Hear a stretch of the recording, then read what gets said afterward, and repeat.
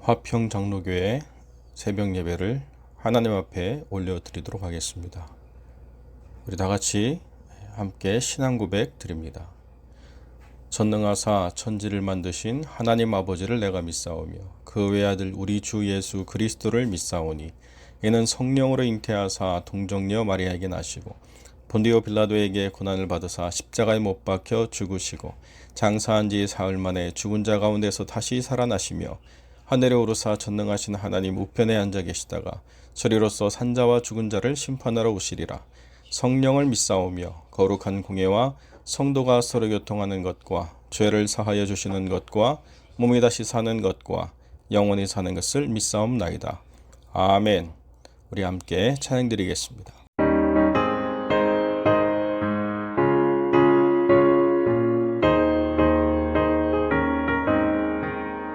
주의 진리 위해 십자가 금이 하늘 높이 들고서 주의 군사 되어 용맹스럽게 찬송하며 나가세 나가세 나가세 주 예수만을 위하여 목숨까지도 싸움터로 나가세 원수들이 비록 강한지라도 주의 군기 붙잡고 주의 진리 위해 용기 다하여 분발하여 싸우세 나가세 나가세 주 예수만을 위하여 목숨까지도 바치고 싸움터로 나가세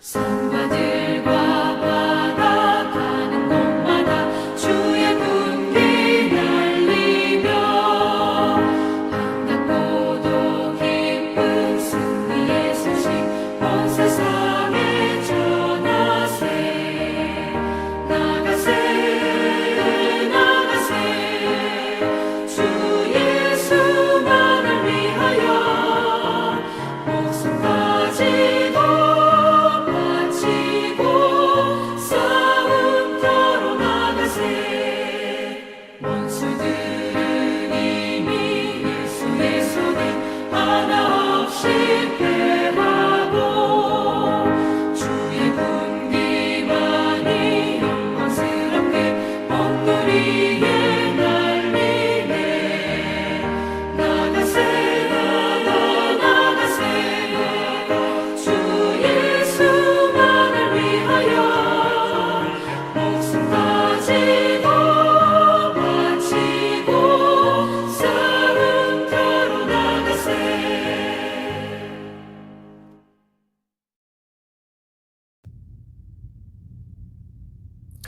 하나님의 말씀 고린도후서 2장 12절로 17절의 말씀, 고린도후서 2장 12절로 17절의 말씀 제가 봉독하겠습니다.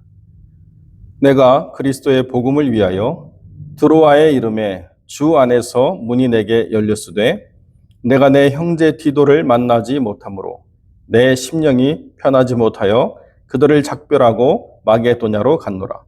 항상 우리를 그리스도 안에서 이기게 하시고 우리로 말미암아 각 처에서 그리스도를 아는 냄새를 나타내시는 하나님께 감사하노라.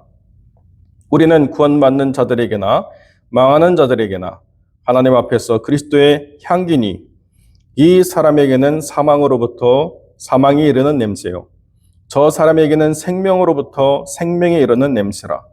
누가 이 일을 감당하리요? 우리는 수많은 사람들처럼 하나님의 말씀을 혼잡하게 하지 아니하고 곧 순전함으로 하나님께 받은 것 같이 하나님 앞에서와 그리스도 안에서 말하노라. 아멘. 오늘 본문의 말씀은 또 다른 바울의 변명입니다. 아마도 이 편지를 고린도 교회 사람들에게 전했을 때 그렇게 빨리 이해되어지지 않는 그런 부분이 있습니다. 왜 그런가? 바울은 복음 전도의 사명에 전부를 건 사람입니다. 그렇기 때문에 드로아에서 복음의 문이 열렸다라고 한다면 어떠한 상황과 조건이라 하더라도 아마 바울은 열심으로 복음을 증거하는 일에 최선을 다했을 것 같습니다. 그런데 디도라고 하는 형제를 만나지 못함으로 저희를 작별하고 마게도냐로 갔다라고 바울이 이야기하고 있습니다. 어쩌면 바울이 굳이 이 이야기를 할 필요가 없었습니다. 사람들에게 모든 것을 다 설명할 만큼의 어떤 특별한 이유가 없다는 것과 이것이 어떤 자랑이 아니기 때문입니다. 오히려 바울의 편지를 읽는 고린도 사람들에게는 또 다른 논쟁의 거리가 될 수 있었다는 것이죠. 어떻게 보면 고린도 사람들이 보기에 바울은 변명하는 사람, 이 말 저 말하는 사람, 자신을 합리화하는 사람으로 보일 수가 있습니다.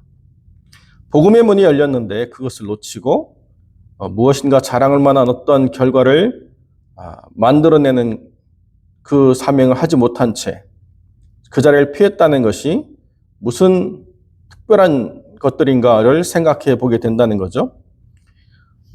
고린도 사람들 입장에서 바울은 뭔가 실패했거나 변명했거나 어떤 상황을 합리화하려고 하는 그런 사람들처럼 보이게 됩니다. 지금 고린도 교회를 이끄는 리더들보다 확실히 모자라고 유약하고 부족한 사람이라고 하는 이유를 더 드러내는 모습일 수도 있습니다. 우리는 흔히 살게 보고를 받을 때 하나님이 영광 받으실 만한 일이라 라고 한다면 얼마나 단기간에 얼마나 많은 결과를 만들어내는가 라고 하는 것으로 이해할 때가 종종 있습니다. 사역의 열매도 없고 복음 증거의 자리마저도 회피한 것이 어떻게 자랑이 될 수 있습니까?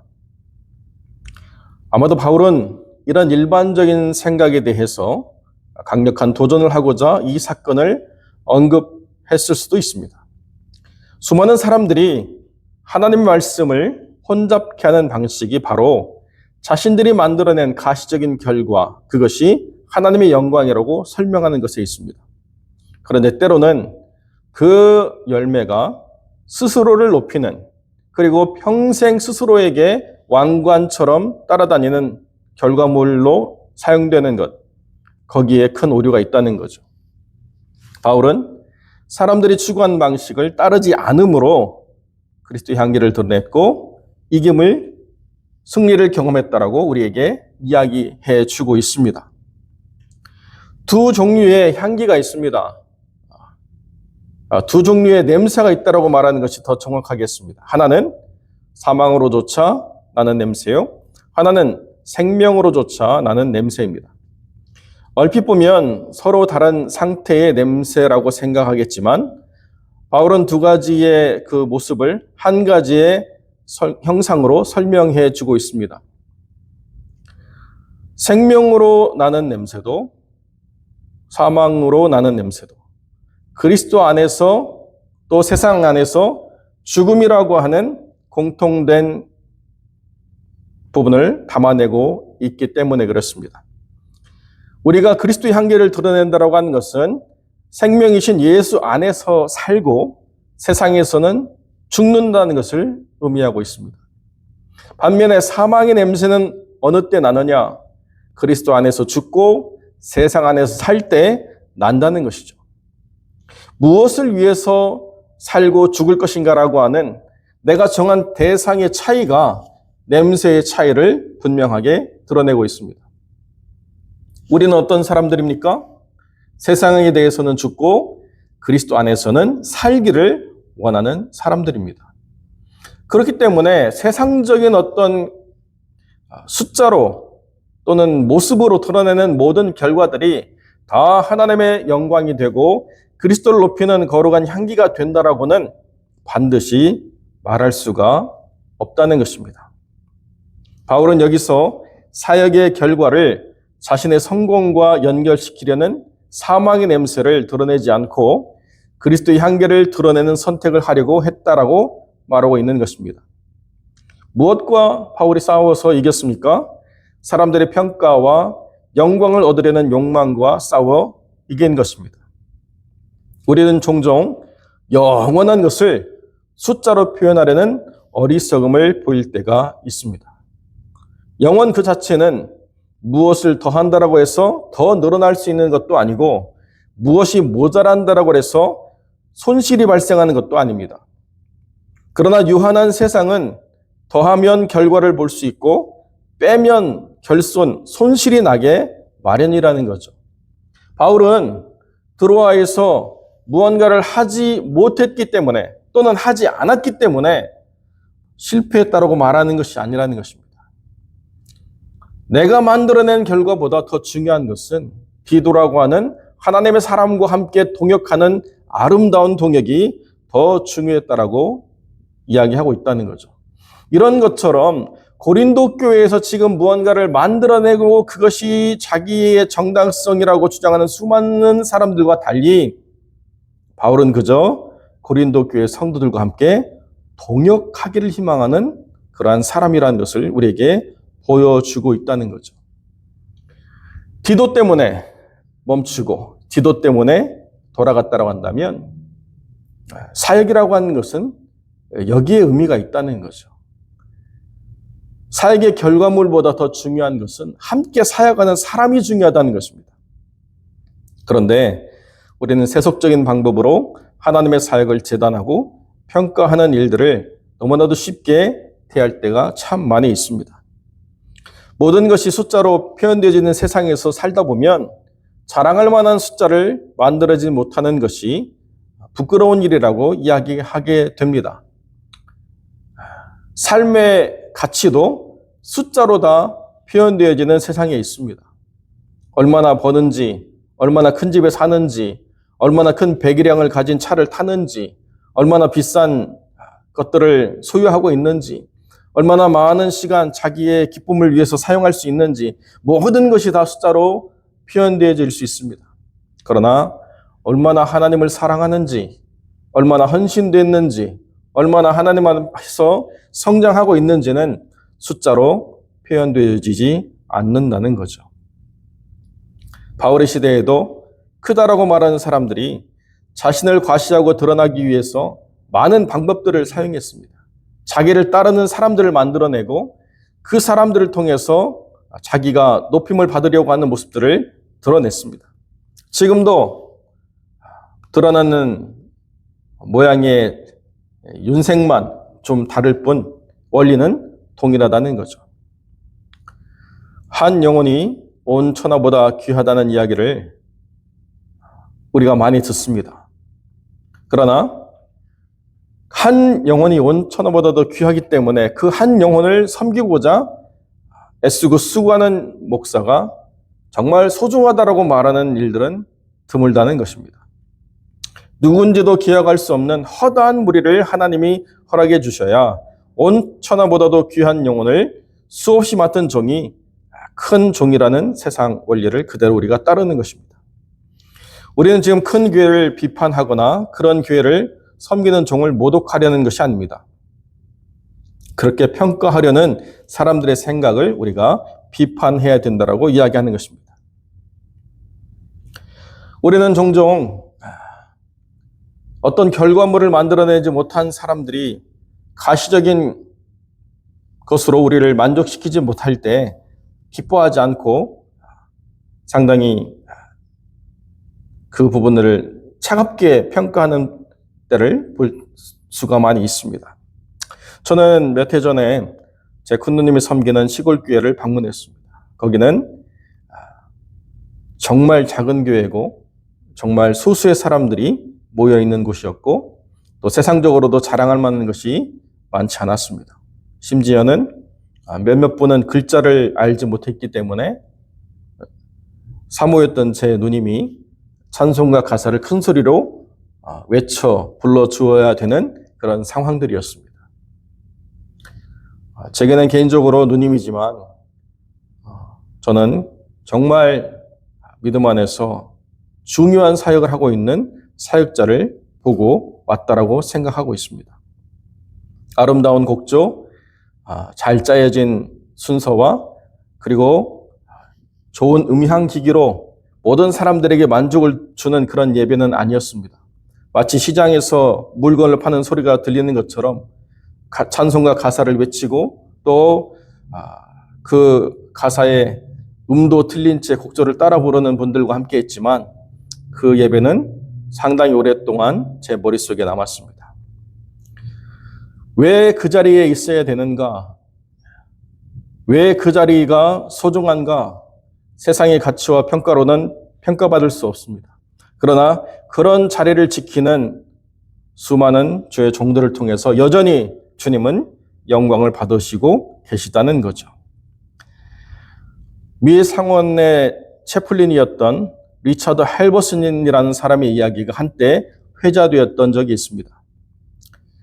처음에 교회는 살아계신 그리스도를 중심에 둔 사람들의 교제의 모임이었다. 그러나 그 후 교회는 그리스도로 이동하여 철학이 되고 로마로 옮겨가서는 제도가 되었다. 그 다음에 유럽으로 넘어가서는 문화가 되었다. 마침내 미국으로 왔을 때 교회는 기업이 되었다라고 비판하는 이야기입니다. 그는 이 짧은 글을 통해서 교회사를 이렇게 진단하고 있습니다. 여러분, 교회에 대한 많은 비판과 질타가 쏟아지고 있습니다. 그러나 여전히 비판의 관점은 숫자에 머물러 있습니다. 미국에서 한국사를 가르치고 있는 옥성득 교수의 글에 의해 보면 1960년대 한국 교회는 전 국민의 5%도 미치지 못하는 숫자였다고 합니다.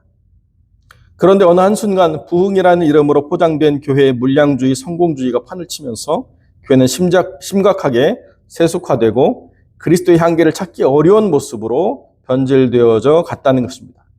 우리가 싸워 이겨야 할 대상은 바뀌는 것이 아니라 우리 내면에 있습니다. 이것을 간과한 채 외부의 적을 물리치기 위한 다양한 어떤 방법론들 또는 프로그램들을 통해서 뭔가를 만들어내는 것은 크게 중요하지 않습니다. 우리는 그리스도의 향기를 드러내야 하는 사람들입니다. 우리는 형제에 집중해야 됩니다. 우리는 그분께만 순종하기를 결단하고 세상의 평가에는 둔감해져야 될 필요가 있습니다. 그러나 오히려 세상을 질타하고 소금으로서 빛으로서 세상의 모든 어둠과 부패를 몰아내야 할 거룩한 책무를 가지고 있습니다. 그러려면 우리가 누구인가를 바르게 분별해야 되고 어떻게 하나님의 영광에 이룰 것인가를 우리가 명확하게 구별해내야 됩니다. 자랑할 만한 그 무엇이 우리에게는 있지 않고 오직 예수 그리스도께만 있다는 사실을 더 분명하게 깨달아야만 됩니다. 무언가를 했기 때문에 자랑하는 것이 아니고 주님과 동행하기 때문에 형제를 소중하게 여기기 때문에 그러한 형제들과 함께 연합해서 하나님의 일을 해나가기 때문에 우리는 가치 있는 존재라는 것을 항상 기억하고 그 뜻 안에서 온전히 하나님의 교회를 세워가는 주의 몸된 교회를 세워가는 복된 영혼들이 되시기를 우리 주님의 이름으로 간절히 축원드립니다. 우리 기도하겠습니다. 거룩하고 존귀하신 아버지 하나님, 세상에 수많은 교회들이 있고 그 교회들이 수많은 것으로 자랑을 삼고 또 증거를 삼지만 그리스도의 향기가 드러나는 교회만이 참이요 진리인 것을 우리가 분명하게 깨닫습니다. 주의 몸된 교회에 허락하신 형제가 소중한 존재라는 것을 더욱더 분명하게 깨달아가는 것이 우리의 신앙생활이라는 것을 우리가 더 깊이 생각하게 됩니다. 거룩하신 아버지 하나님, 화평교회의 한 영혼 한 영혼이 주님이 피값 흘려 사신 귀한 하나님의 거룩한 지체라는 것을 우리가 깨닫게 하시고 함께 동역해 나가는 아름다운 일이 무언가 가시적인 것들로 이어지지 않는다 하더라도 하나님이 영광 받으실 만한 것이라는 것을 우리가 분명히 깨달아갈 수 있도록 하나님 역사하셔서 주의 몸된 교회 안에 주님이 피값으로 사신 거룩한 영혼들과 함께 하나 되어져 가게 하시고 동역해 나갈 수 있도록 은혜를 베풀어 주시고 눈으로 보이는 것들이 더디 세워진다 할지라도 낭망하거나 좌절하지 아니하고 그 뜻 안에서 사랑하며 섬기며 동역해 나가는 아름답고 선한 일들을 우리가 함께 이루어가므로 그리스도의 향기로 충만한 교회 되게 하여 주옵소서. 감사드리며 우리 주 예수 그리스도의 이름으로 기도드립니다. 아멘. 주기도로 새벽 예배를 마칩니다.